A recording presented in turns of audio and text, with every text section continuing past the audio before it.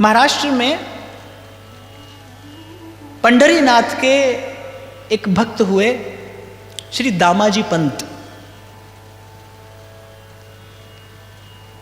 राजा के प्रधान थे, उस क्षेत्र के प्रधान थे, राजकाज और शासन व्यवस्था संभालते थे और विट्ठल के चरणों का अनुराग प्रगाढ़ उनके हृदय में। और मैं जब जब भक्तों का जीवन चरित्र पढ़ता हूं, मुझे बहुत कम भक्त ऐसे मिले जो संसार से दूर छिप कर कहीं एकांत गिरी कंदरा में रहकर भजन करते हो। बहुत कम भक्त मुझे ऐसे देखने को मिले। सबको मैंने यही देखा, कबीरा खड़ा बाजार में मांगे सबकी खैर, ना काहू से दोस्ती ना काहू से मैं। तो श्री दामाजी पंत राजा के प्रधान सेवक हैं और महाराष्ट्र के एक नगर के प्रधान, पर पंढरीनाथ के चरणों में बड़ा अनुराग। सतत मन की वृत्ति रहती विट्ठल के चरणों में और जिह्वा पर रहता उनका नाम, विट्ठल विट्ठल विठ्ठला माझा पांडुरंग विठ्ठला, विठ्ठल विठ्ठल विठ्ठला पांडुरंग विठ्ठला। यही उनका जीवन, राजकाज, शासन व्यवस्था। तो एक बार क्या हुआ, महाराष्ट्र में घोर अकाल पड़ा, दुर्भिक्ष, जनता चारों ओर त्राही त्राही करने लगी।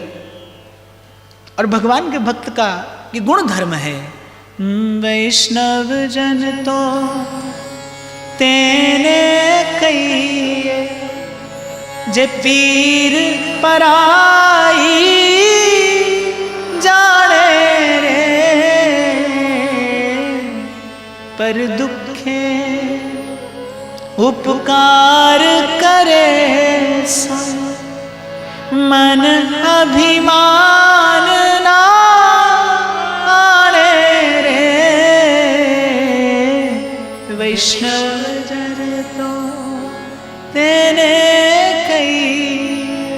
अपना सा जीव सबको जाने, सहज मिले अविनाशी। तो जनता त्राही त्राही करने लगी, भूखों मर रहे थे लोग, चारों ओर जहां देखो वहां मृतदेह पड़े मिलते थे। ऐसे में दामाजी पंत कैसे अपना पेट भरते। इसलिए मैंने आपको कहा कि मंदिर में खबर नहीं पड़ती आप कितने बड़े भक्त हैं। आपकी भक्ति तो प्रकट होती है कब, जब आप संसार में और जब आप व्यवहार में होते हैं। ऐसा ही श्री दामाजी पंत का भी जीवन। लेकिन जब देखा प्रजा त्राही त्राही कर रही है, करुणाद्र हो गया उस साधु का हृदय। कैसे अपने मुख में ग्रास ले जाऊं, इतने लोग भूखे हैं, मैं कैसे भोजन कर लूं। खोल दिया उन्होंने अन्न का भंडार, बांट दिया जो था पास में, लुटा दिया। जब अपना धन समाप्त हो गया, जब अपना अन्न समाप्त हो गया, तो राजा का कोष भी उनके अधिकार में था क्योंकि वो प्रधान थे। तो उन्होंने राजा का कोष भी खोल दिया, लुटा दिया। अब किसी निंदक के हाथ में युक्ति लग गई, उसको अवसर हाथ लगा, उसने फट जाकर राजा के पास जाकर शिकायत कर दी। अब राजा कौन था? राजा था एक पठान। तो क्रोध में भर गया कि मेरी आज्ञा लिए बिना मेरा सब अन्न धन भंडार लुटा दिया, पकड़ कर ले आओ दामापंत को। अब जब सेनापति सेना लेकर दामाजी पंत को गिरफ्तार करने के लिए आया, तो वो अपने पांडुरंग की सेवा कर रहे थे, अपने नित्य कर्म में लगे थे। उनकी पत्नी थी परम तेजस्विनी।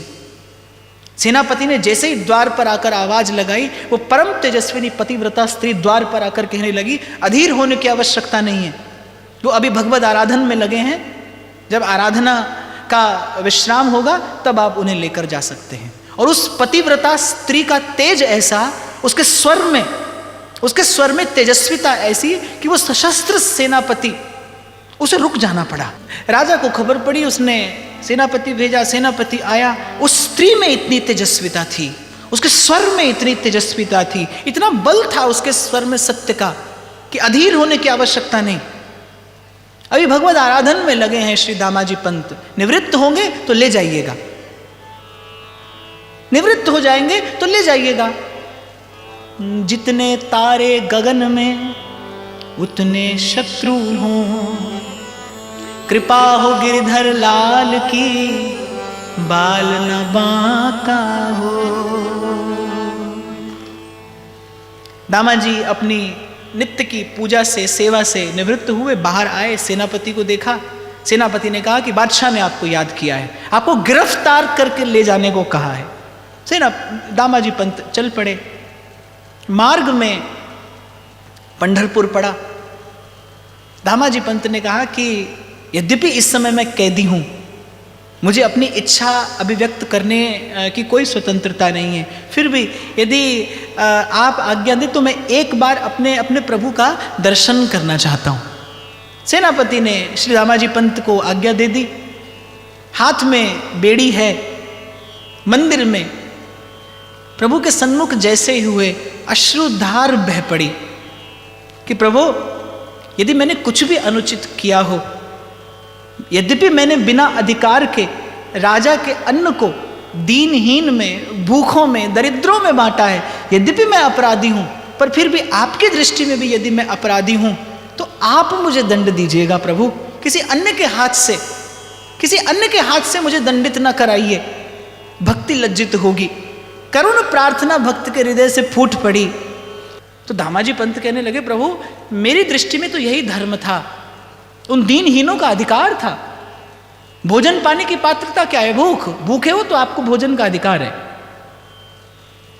उन दीनहीनों का अधिकार था भोजन पर, मैंने बांट दिया। और आपका भक्त होकर यदि मन में दया ना हो तो फिर भक्ति कैसी? भक्ति का अपयश होता प्रभु, आपका अपयश होता। इधर दामाजी पंत बात कर रहे हैं विट्ठल से, और वहां उधर भक्तों के भगवान, जिमि बालक राखे महतारी, करऊं सदा तिन्हकी रखवारी। पहुंच गए, सेवक का भेष बनाया, सांवला सलोना सा वो एक युवक, फटी सी धोती पहने, और पहुंचा बादशाह के पास कि मुझे दामाजी पंत ने भेजा है। क्यों भेजा है? आपका जितना धन उन्होंने दीनहीनों में बांटा है, दरिद्रों में बांटा है, उस धन, उस अन्न के बदले में जो भी धन है वो देने के लिए भेजा है, आपका कर्ज चुकाने के लिए भेजा है। छोटी सी पोटली बादशाह के खजांची के हाथ में दी। उसने कहा इतने से हो जाएगा? बोले आप लेते जाइए, जितना आपका धन है उतना हो जाएगा। बड़ा चमत्कार देखा उस खजांची ने। वो जितनी बार थैली पलटता उतनी बार फिर थैली मोहरों से भर जाती। जितना धन था उतना ले लिया, और जब थैली लौटाई तब थैली फिर भी भरी थी। और यहां बादशाह जो था वो एक टक निहार रहा था उस युवक को जो धन देने के लिए आया था दामाजी पंत का सेवक बनकर। अजब सा आकर्षण था उसके रूप में, उसकी वाणी में, उसके नेत्र मानो सारे संसार को समेटे हुए थे। जैसी दृष्टि पड़ी उस युवक की बादशाह पर, कांप गया वो बादशाह भीतर तक, जैसे झंकृत हो गया वो कुछ। बादशाह को लगा कि जैसे जन्मों की निद्रा से मुझे अभी अभी किसी ने जगा दिया हो। बड़ा साहस करके बादशाह ने पूछा, क्या नाम है तेरा? अब वो लड़का मुस्कुराया, वो युवक मुस्कुराया, क्या नाम बताऊं? श्री दामाजी पंत पांडुरंग को विट्ठल कहकर पुकारते थे। विट्ठल विट्ठल विट्ठला पांडुरंग।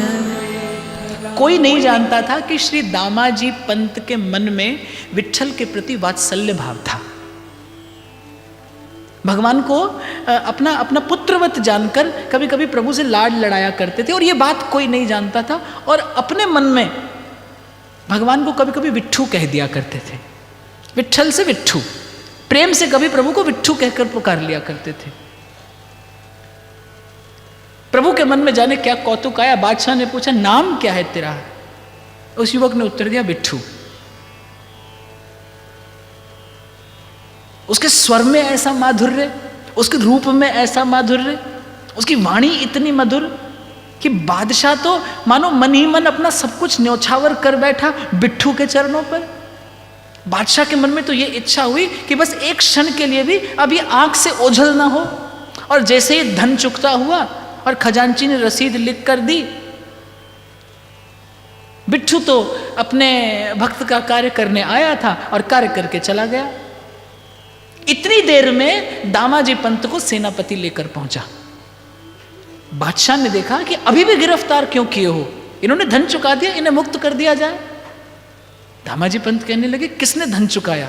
मैं तो अपना भी सर्वस्व न्यौछावर कर चुका था और आपका भी सर्वस्व न्यौछावर कर दिया। मैं तो जानता था कि मेरे पास आपको देने के लिए अब कुछ भी नहीं, इसीलिए तो चला आया। मैं जानता हूं कि मेरे लिए अब दंड के अतिरिक्त कोई और विधान नहीं किया जा सकता। पर राजा के खजांची ने कहा, उसके वित्त मंत्री ने कहा कि नहीं नहीं, अभी अभी आपका एक सेवक आपकी समग्र धनराशि चुका कर गया है। कौन था, क्या नाम था? उछल कर पड़ा बादशाह, अरे वही तुम्हारा सेवक बिट्ठू। एक बार उसको मुझसे मिला दो, एक बार मैं जी भर के उसे देख लेना चाहता हूं। एक बार उसे अपनी आंखों के सामने खड़ा करके और उसे जी भर के निहार लेना चाहता हूं। दामाजी पंत, मैं आपका जीवन भर ऋणी रहूंगा, मैं आपका सब धन आपको लौटा दूंगा। एक बार बस उस बिट्ठू को ले आओ। और जैसे ही बादशाह के मुख से बिट्ठू सुना, रोम रोम कंपित हो गया दामाजी पंत का कि अरे ये तो एक ऐसा नाम था जो मेरे अतिरिक्त और मेरे प्रभु के अतिरिक्त कोई नहीं जानता था। विट्ठल विट्ठल कहते भूमि पर गिर पड़े। हे प्रभु, मेरे लिए इतना श्रम किया आपने, इस बादशाह के सन्मुख सेवक बनकर आए, ये बादशाह सिंहासन पर बैठा रहा, आप करबद्ध इसके सन्मुख खड़े रहे, रोम रोम पुकार रहा था, विट्ठल विट्ठल विट्ठला पांडुरंग विट्ठला, विट्ठल विट्ठल विट्ठला पांडुरंग विट्ठला, विट्ठल विट्ठल विट्ठला माझा पांडुरंग विट्ठला, विट्ठल विट्ठल विट्ठला पांडुरंग विट्ठला,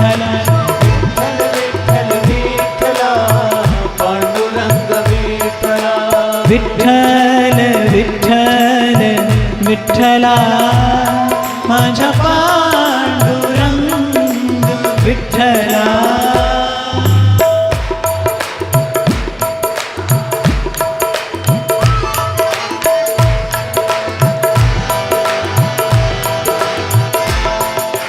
विट्ठल विट्ठल विट्ठला पांडुरंग विट्ठला, विट्ठल विट्ठल